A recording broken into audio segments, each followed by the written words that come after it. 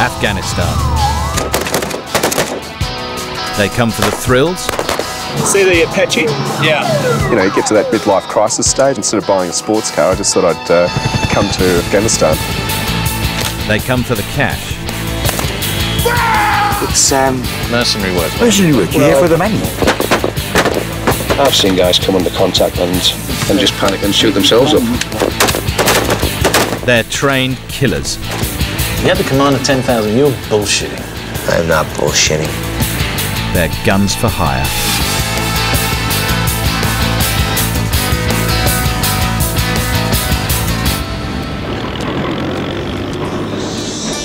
Business has never been so good for the modern-day gunslinger.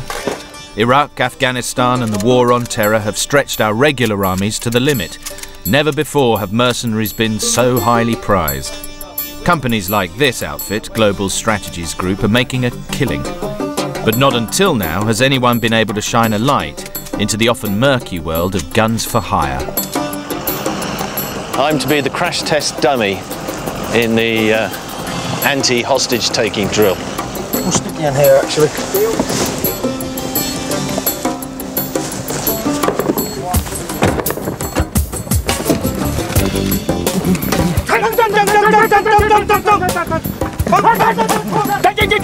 Right, you three, when you hear that horn, you start moving back, okay?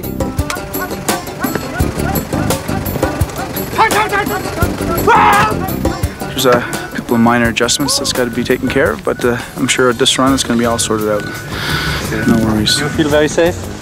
I feel safe except for being defended by people shouting bang. That's okay, that's what training's for. Don't listen to this guy. He doesn't know what he's talking about.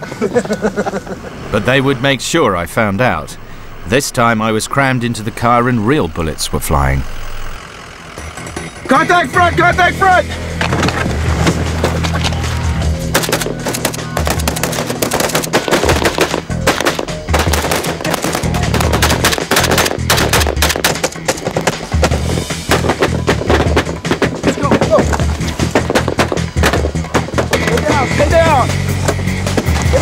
Stay down!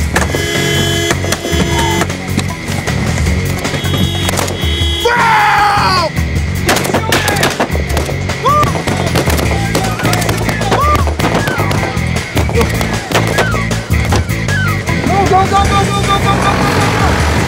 Go! Drop and drive and go! Go!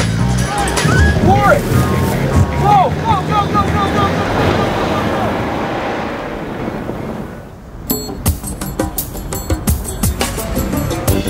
Afghanistan has been a magnet to adventurers for centuries.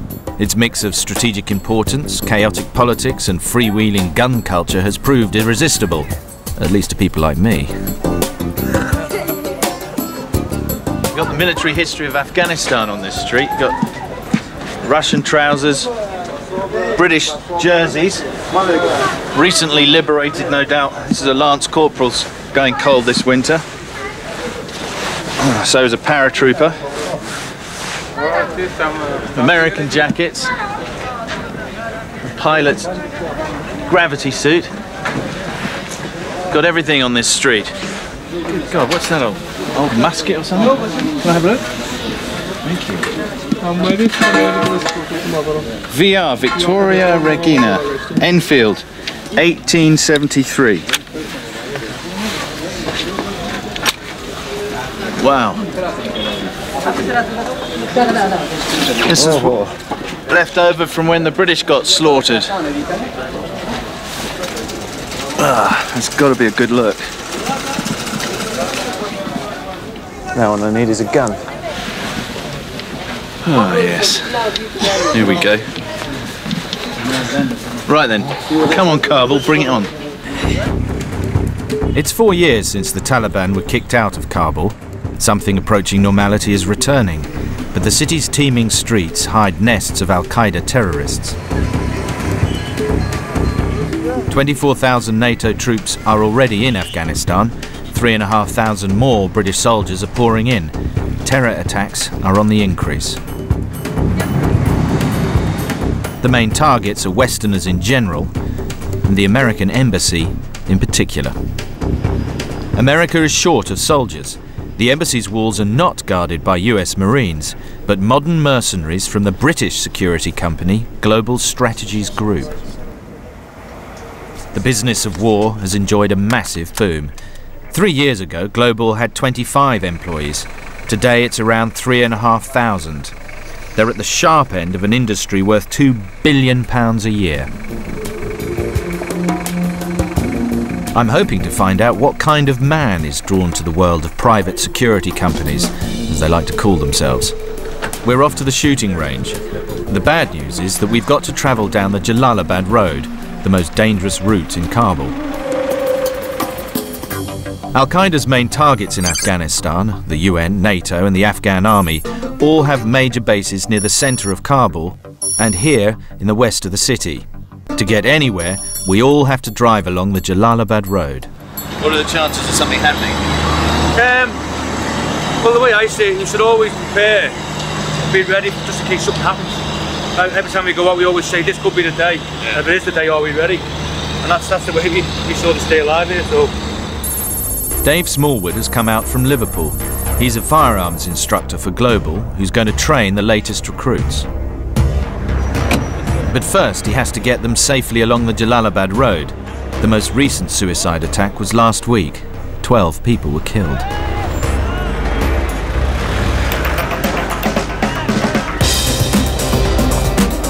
It's difficult to see if anything is a suicide bomber, because people will, that happens all the time, drive directly towards you. Yeah.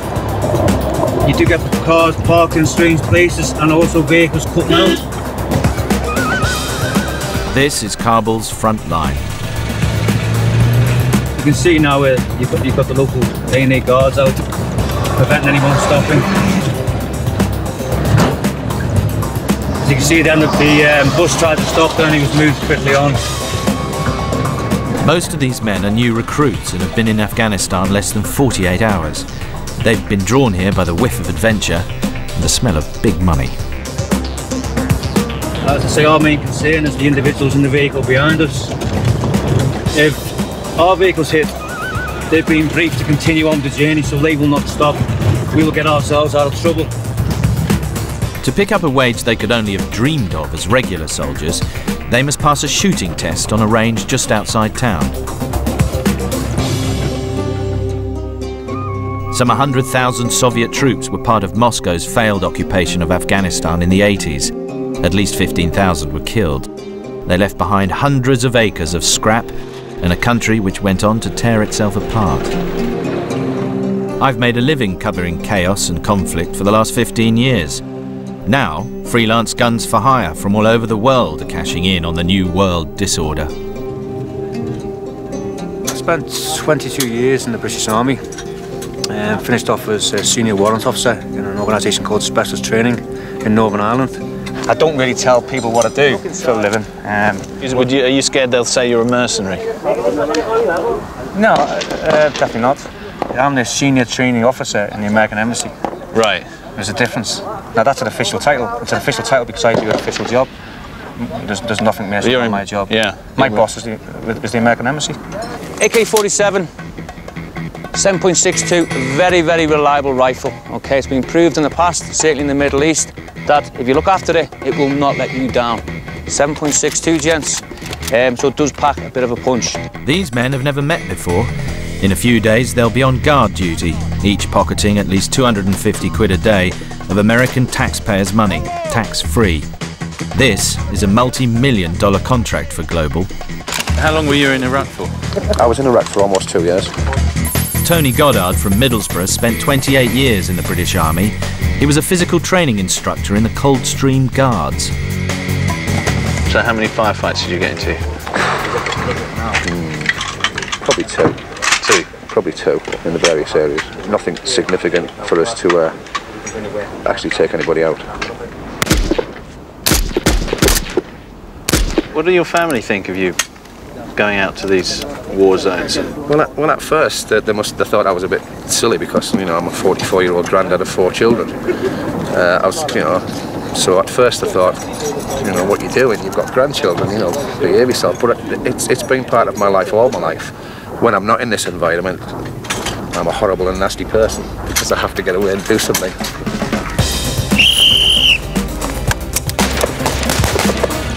There's nothing like bang bang to break the ice. Is there a little bit of competition going on in this corner?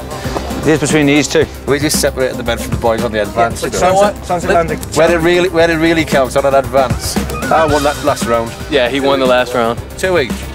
What do you mean? Don't even go there. Who won the first round? Him. Who won the second round? Me. Who won the third round? Him. The second round also, because you were talking about off target. Second round. I only dropped these 3 down to 4. You were talking off target. You did not get the second round. Oh, boy.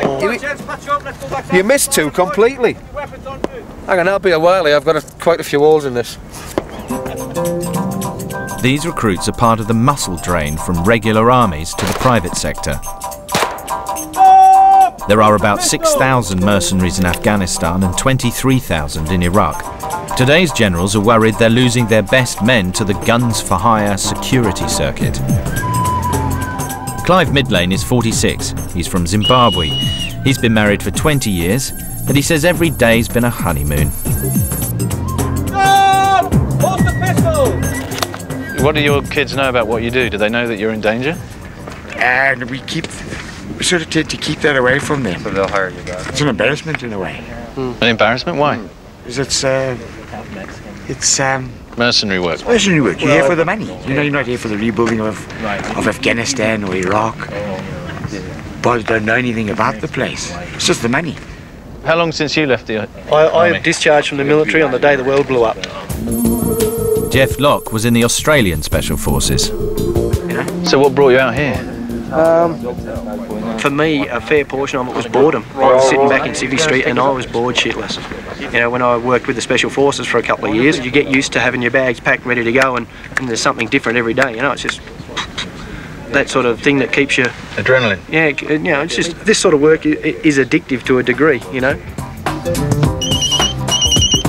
Away from the dust on the range, I'm trying secretly to find Afghanistan's most notorious hired gun. Jack Idema is a former US Green Beret and perhaps the ultimate modern mercenary. He's in an Afghan jail, serving 5 years for allegedly running a private army in a torture chamber in the back garden of his Kabul home. I've been trying to get to him since he was arrested 18 months ago. Was he a 21st century man who would be king? A real-life Jack Bauer working for the Pentagon? Or a bounty hunter chasing the $25 million price tag on Osama bin Laden's head? To get to Jack, I've got to get into Afghanistan's toughest prison.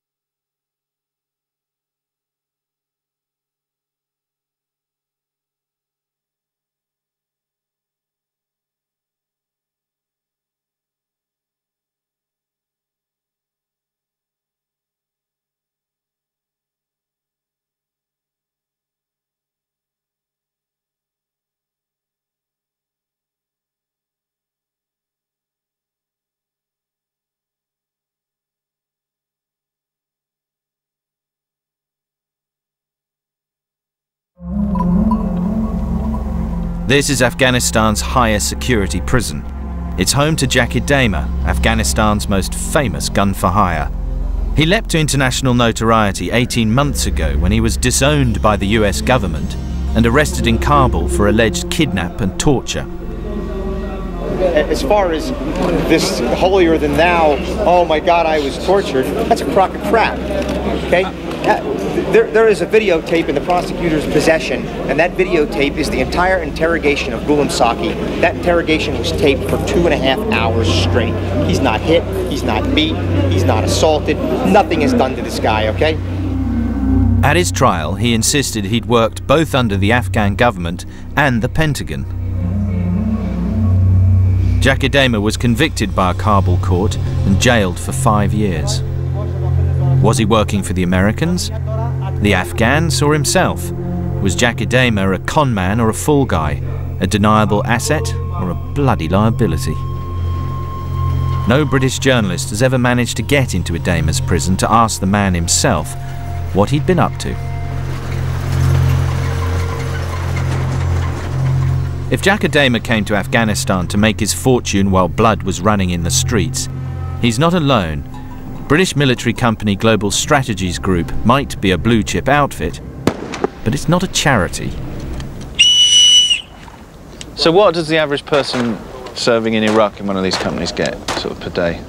It can vary from $250 a day to $1,000 a day, depending on who you're with and what you do. At the end of the day, it's the equipment that you use, and if you've got good body armour, you've got good weapons, and you've got good man management, and you've got a good contract, then everything's fine.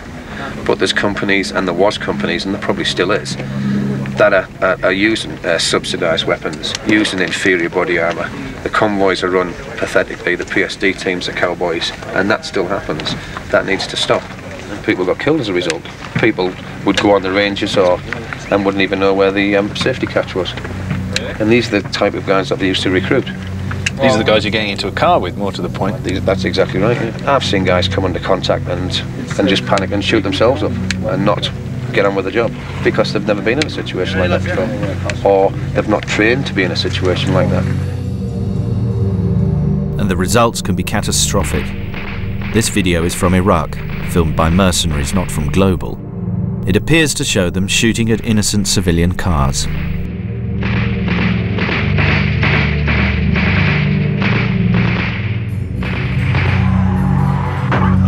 Much of this industry is outside the law. Guns for hire are unlicensed to kill. And in Afghanistan, the military companies occupy a legal grey zone. Its parliament and president have recently been democratically elected, yet I wondered if the elected government was consulted on the role of private soldiers on its sovereign territory, armed men beyond the law. I've come to the Afghan Foreign Ministry to see Dr. Abdullah. I've met him before. He's an extremely sophisticated man, as you might expect, and also fluent in English. I've only really got one question for him, and that is what he thinks, personally, about the role of all these private security companies in Afghanistan. Do you think these private security companies have enough accountability to the laws of Afghanistan? No, I think there was a situation earlier that none of these were registered, and some are still not accountable, not feeling, they don't feel to be accountable towards the laws of Afghanistan. This situation, of course, should be addressed sooner rather than later. You must find that a bit insulting as an Afghan. No, I think it's not appropriate. This industry has grown to an unprecedented size. Worldwide, it's valued at more than $2 billion. It attracts all sorts. John, what brought you to Afghanistan? I got an email Saturday morning asking if I still wanted to work overseas, and 24 hours later I was on a plane. Australian John Radcliffe was a commando before joining Civvy Street. What was your job back home? I ran a medical clinic, and I specialised in complementary medicine, Chinese medicine. You're a Chinese doctor? By profession, yeah. So what on earth brings a Chinese doctor out here to carry a weapon and guard an embassy? Well, I'd been in Australian Special Forces for 6 years in the commandos. But was your business not going well in back home? No, business is fine, you know, but you know, you get to that midlife crisis stage, I suppose. You know, you sort of, instead of buying a sports car, I just thought I'd come to Afghanistan. Have you had a chance to practice any medicine while you've been here? Yes, certainly. There's been a few casualties from, you know, like there was a road traffic accident the other night. You know, there's people beaten up in bars. You know, sort of patch them up. And once people sort of know that you're a, you know, doctor, then you know, people coming to you all the time, like with different things. So you sort of become the default medic, you know, for everyone who knows you. The flood of thousands of dollar-rich foreigners to Kabul has been matched by a boom in the sex trade. John does his best to offset the damage. He offers free medical care to the hookers. John, where are we going? We're going to the Great Wall of China. Seems like a long drive. Basically, the meal and the drinks are just a way of layering on top of the how much money they can make out of the place. So they won't talk business unless you've actually had a meal. So let's have a meal.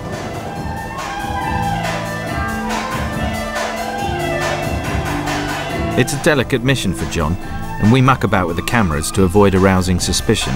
Did Melody, do you remember, did Melody tell you how I gave her the medicine? Does anyone here need medicine? The doctor? Yeah. For the, you know, like a woman problem?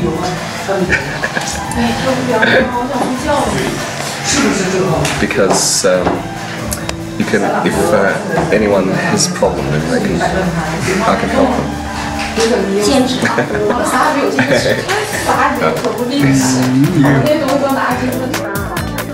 This might look like fun, but there are more than a dozen brothels in Kabul and even more bars. They cater exclusively for the tens of thousands of foreigners who've turned up in the city. The brothels are illegal, Afghans aren't allowed in, and nothing is more likely to enrage Islamic sensibilities than the ugliest forms of Western decadence. Not least because John discovered most of these women have been trafficked in from China. They're slaves.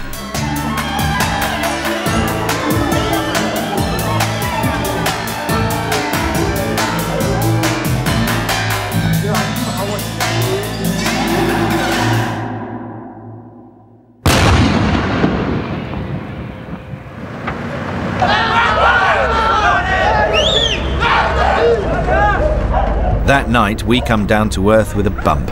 A rocket, aimed at the American embassy, lands close to our house. In the last 2.5, 3 months, we've had a few rocket attacks in this rough direction. There's a few main targets dotted around in this area, and unfortunately they have overshot. Just been down there to this splash zone, and it's taken out a metal gate, some shrapnel into a car and a shop front. The attack was obviously aimed at Westerners. But no sooner does a small part of the country get rebuilt than it seems someone wants to come and blow it up.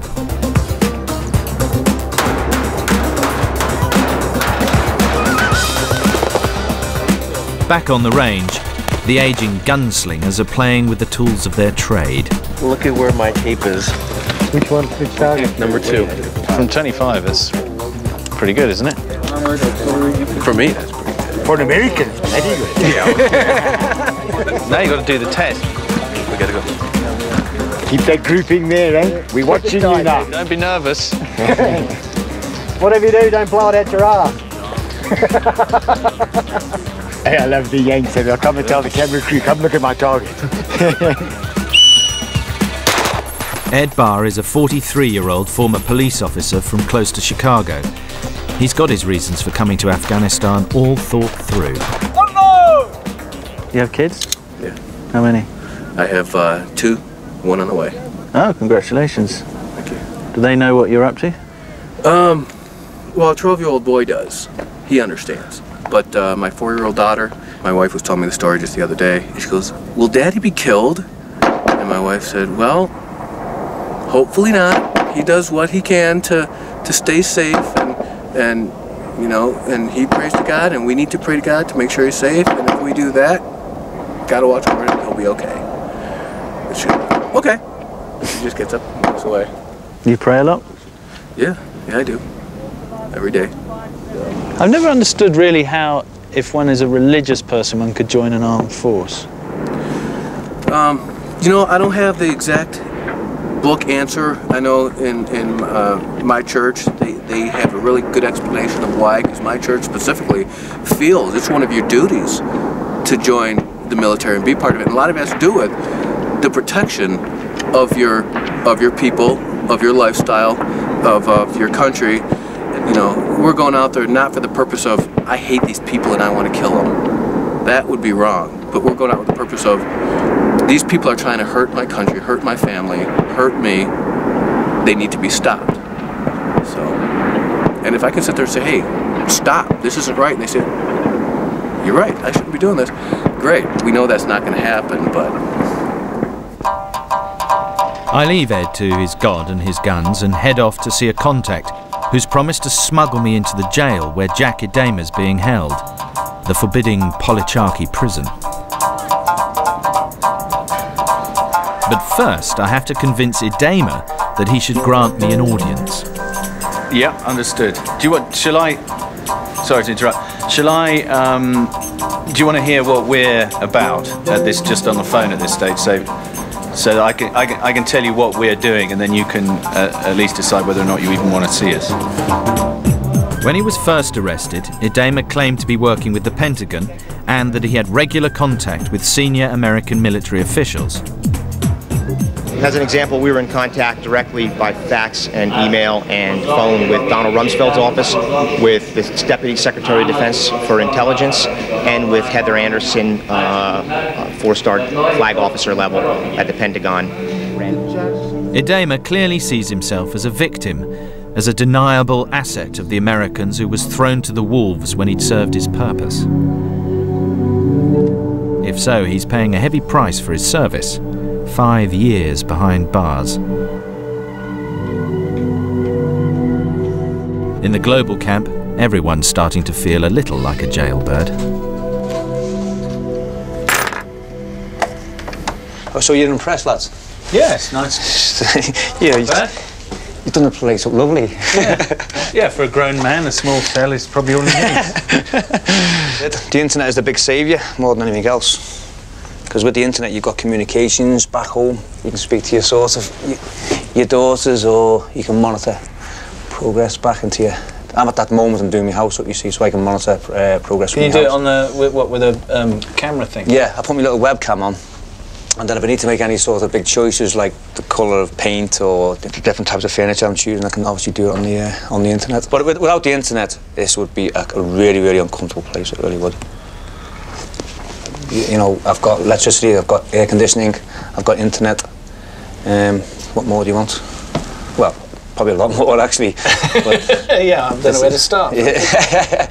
Well, this really does me. It does, definitely. Is there a bit of a Peter Pan syndrome with you guys? Guys who can't grow up, don't want to grow up? Yeah, well, not Peter Pan, because you wouldn't have this sort of immature outlook. Yeah, I would say it's difficult to sort of sit back and relax away from, you know, if you've done sort of 20 odd years in the army, you're used to the adventure, used to travel, the uncertainty of life and the jobs and the different types of jobs. You normally find one job you have for 6 months and it'll change and change and constantly change. You're not really looking forward to civilian life, are you? I don't know, because I don't really know what civilian life is. It might sound strange saying that, but I joined the army when I was 17. So to me, I've only ever known some sort of disciplined life, and to say to me to associate a civilian life, I really, because I've never experienced it. It'd be hard to say, you know, would I adjust to it, or would it be rewarding for myself? So I don't know. Does it look pretty boring? Yeah, I'd say it does.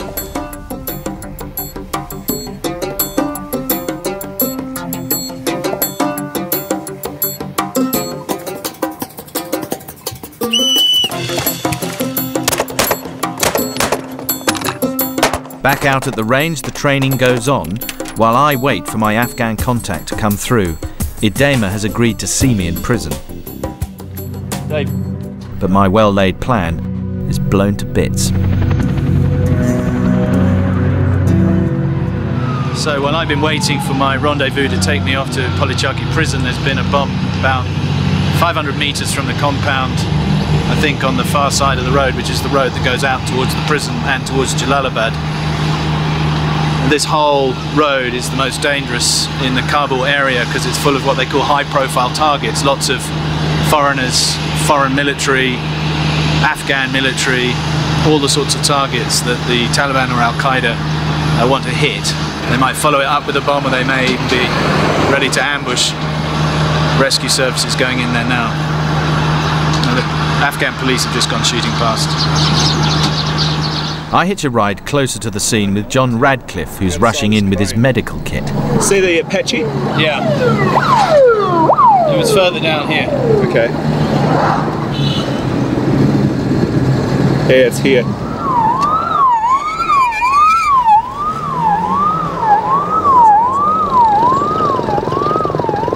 At times like this, I think I should have my head read. There's been a bomb 100 yards down the road. They're doing what's called the secondary sweep, which is when the military go in and look for a second or third bomb. We're told there are 3 white Corollas suspected to be car bombs. One's already gone off. This might be one. There's a white Corolla just turning around behind me up there. So, there's the mug. The bomb went off while half my crew was still on the range. They only know one way back, down the Jalalabad road and through the chaos.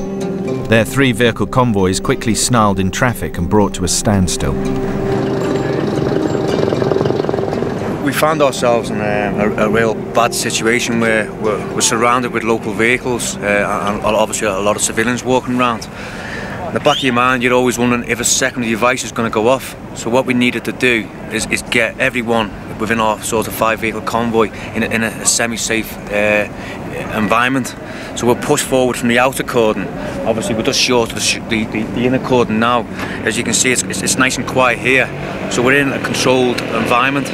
We'll keep the guys here until the road's clear, and then we'll push on, hopefully back down to the camp location. Yeah, I think we were lucky there. Wow. But if you're coming down the road, we must have missed this by 5 minutes. Yeah. It was as close as that. I'm just sending my girlfriend a little text message. So close. Just to let her know that things are okay, because she's bound to see it on the news or something. But apart from that, no, I'm fine. I'm just sending a message because we're going to be here for a while.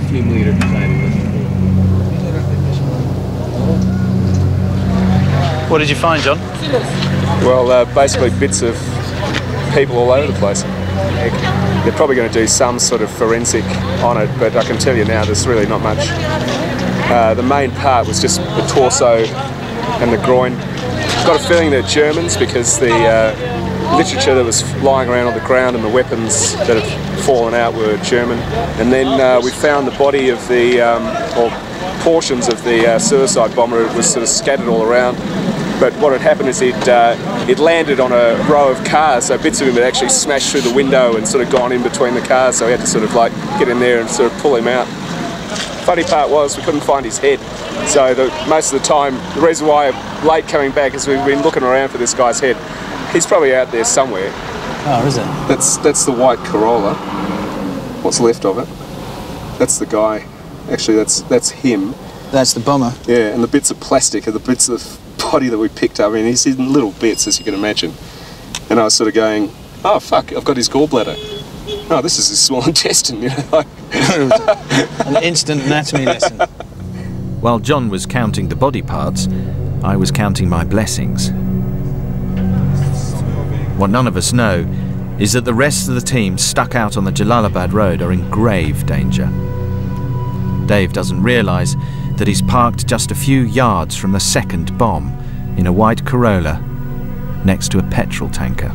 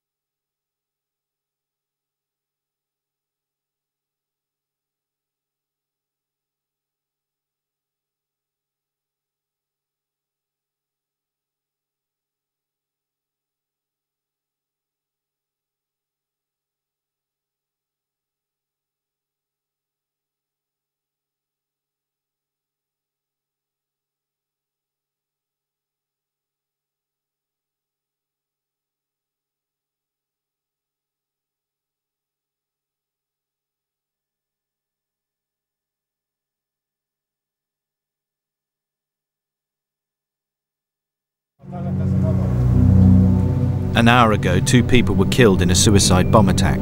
Soldiers are rushing to the scene. They don't know there's another bomb only feet away.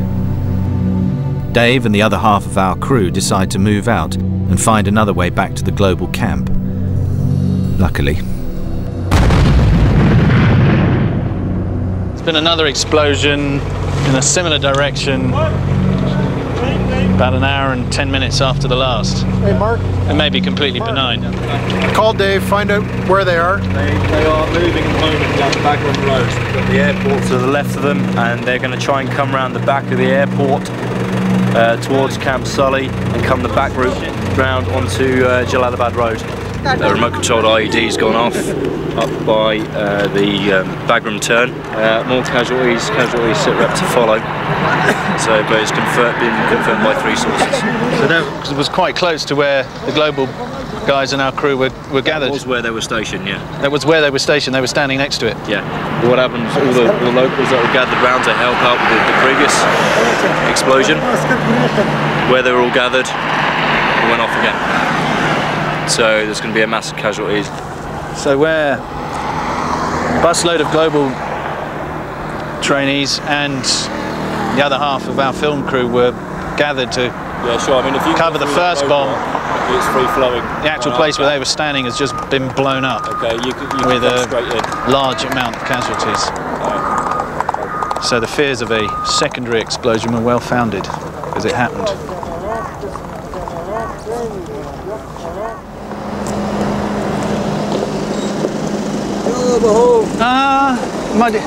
Why are you late? Why are you late? Well, that's what you came here for. 3 hours of hell. Worse than Sydney traffic. For myself and the crew, it's been a grueling day. But in this all-male world, no one admits their fears.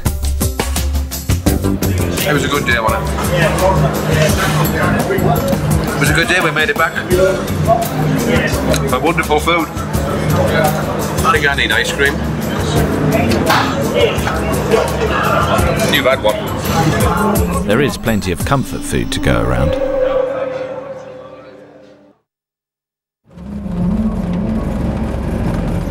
The next morning, my carefully nurtured contacts with Jack Idema have paid off, and we're off to Afghanistan's highest security prison.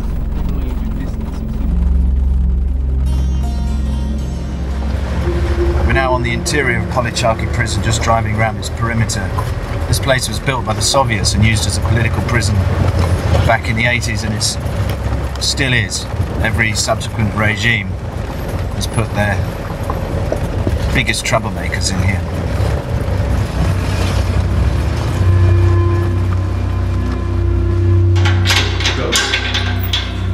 Idema, it seems, is a man of influence. Okay. It's an unusual treat. Help yourself into the prison. Don't take a picture of me, goddammit, right now, so I put my shit on. I'll fucking have to shoot you. Alright, how are you? Good, good. The place is a little fucking messy right now. This is Esmarai, Major Esmarai, with the first base of the Panjshir. Hello. He was one of the guys captured with me. Din Mohammed, he's very famous Mujahideen. You can see he got the shit shot out of him by the Russians. So for 20 years he's been fighting the Russians and Taliban. A portrait of Ahmed Shah Massoud, the assassinated Northern Alliance leader, takes pride of place in Idema's gallery.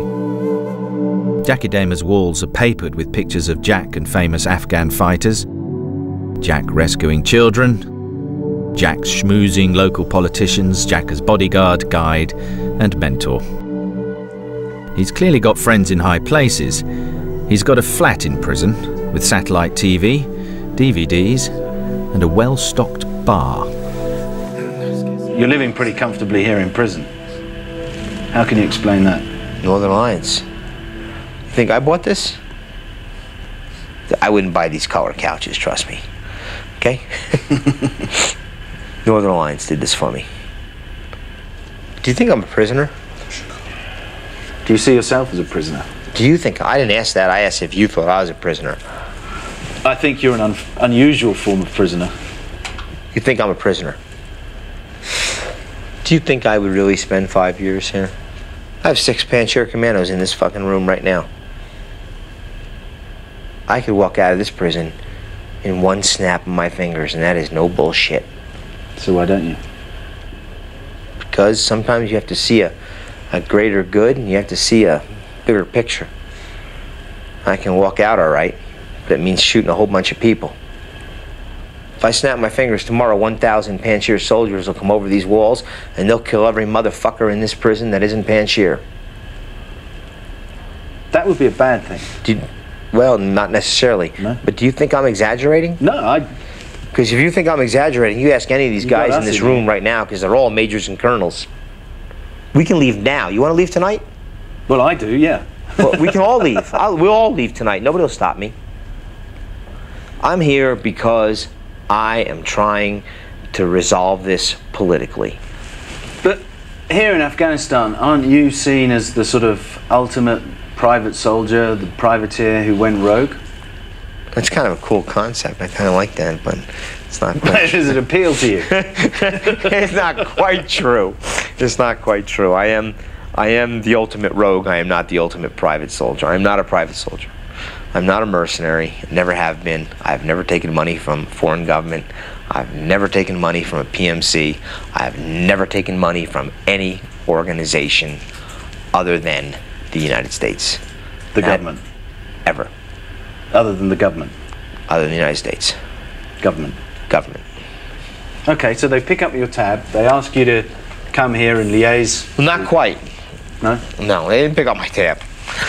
I flew here on my own completely. 9/11 happened. 9/12 I started packing. I flew in. Before the bombing on October 12th started, I was on the ground.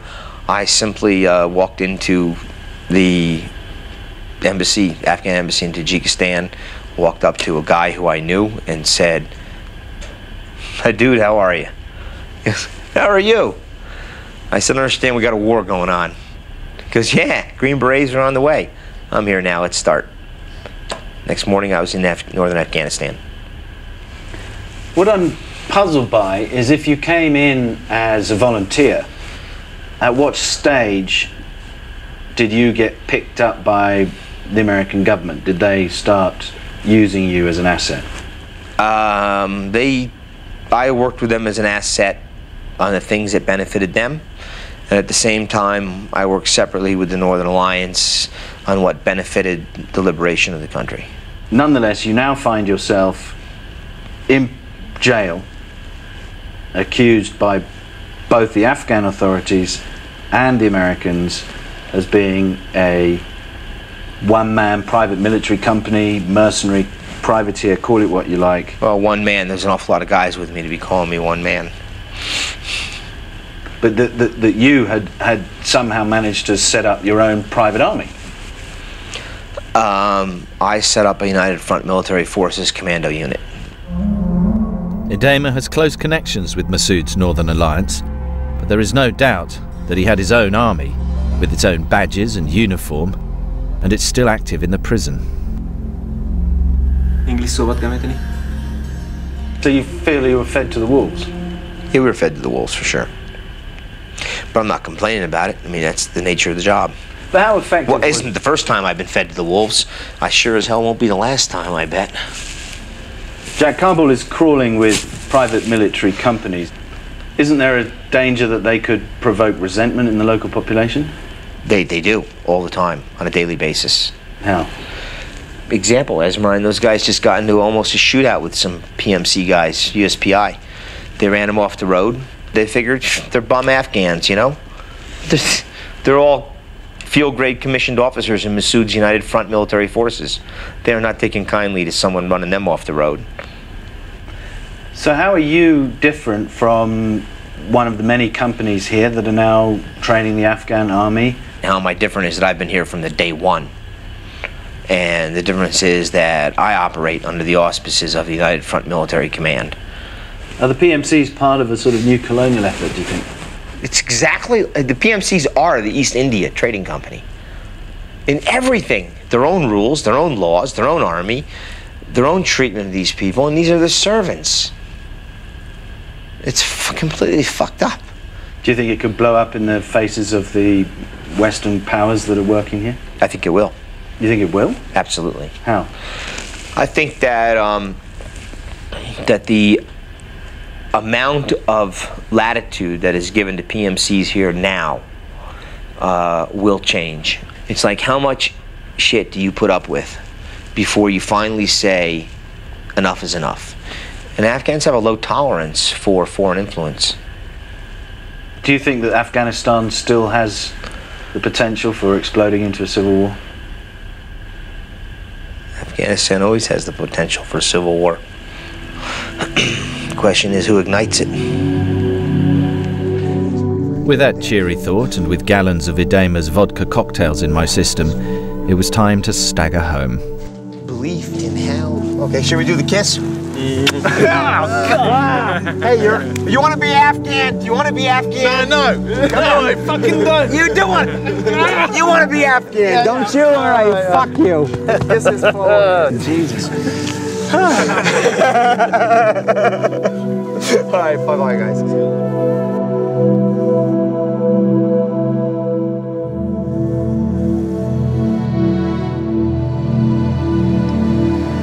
We've had a good long session with Jack Idema, and we're now on our way back to Kabul from Polecharki prison. We're travelling at night so that hopefully people running the roadside bombs won't be able to see us.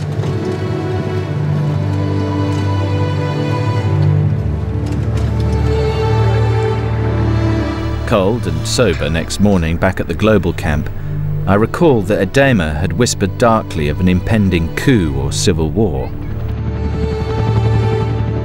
Today the country is struggling to install democracy, law and order. But the streets of Kabul are now awash with foreign gunmen, paid by foreign powers, who've been put above and beyond the law.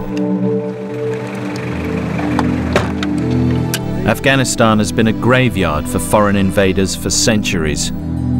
Will that now be true for these 21st century guns for hire?